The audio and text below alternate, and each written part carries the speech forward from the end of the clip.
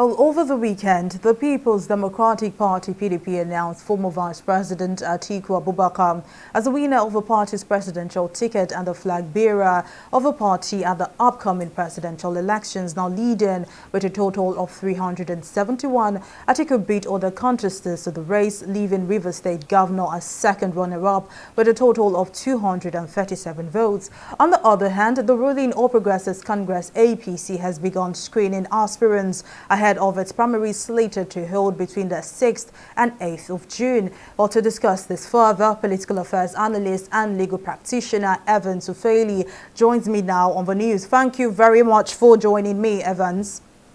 Now let's begin. The emergence of Atiku as the PDP flag bearer has elicited mixed reactions as with any election, but with this result, would you say the PDP now has a better fighting chance at the polls? Well, if you look at the last election, that was the 2019 election, and how it turned out, one will be tempted to say that Atiku is a good sell for PDP because we saw how he wrestled power with the current incumbent president and how this ended in court. Okay, that was in 2019. But today, the mood of the nation, and given the fact that the power has been in the north, and then PDP, by their primaries, have given the ticket to Atiku again. The mood of the nation does not call for Atiku as a good sell. The way the political calculations and position is right now, Atiku is a hard sell. That is what I think. It's a hard sell because there have been agitation that power should shift to the southeast. Because when you look at it, so many regions have gone before now, except for the southeast and then the northeast. So it's going to be a tough one for the political party to deal with because their lifeline would have been Peter Obi, okay, who is from the southeast and who have a spread. Seems to be liked across board, especially by the younger generation. But because of the kind of politicking that was presented during the build-up to the primaries, he left. And then Atiku emerged from the process, beating Nyesom Wike of Rivers State, Atiku of Kwara State, Udom Emmanuel of Akwa Ibom State, and the rest of them.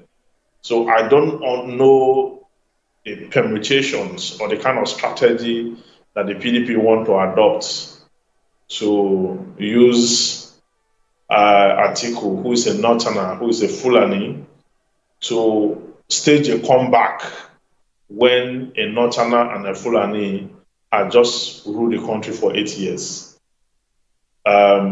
It is going to be very tough for the PDP. Remember, our politics is not devoid of tribe, ethnicity, and religion. Okay? So all these factors is going to play out in this election. And the PDP, for me, seems to be losing its chance to stage a comeback or to clinch the 2023 election. Well, all right now, Evans, still talking about the 2023 presidential elections. Now, the Labour Party has today picked Peter Obi as its flag bearer, not without Patu Tomi, like you mentioned, and then two others stepping down for the former governor.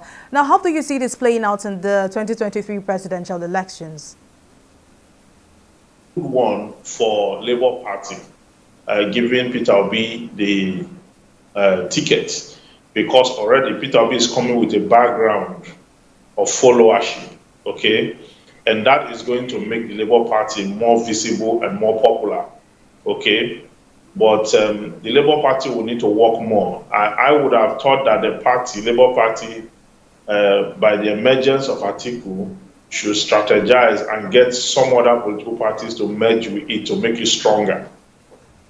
Because in so doing, they will gather enough synergy to muster the energy to contend with the ruling party. Remember, the Labour Party have barely, I don't know if they even have any candidates who is serving in the House of Assembly or National Assembly across the country.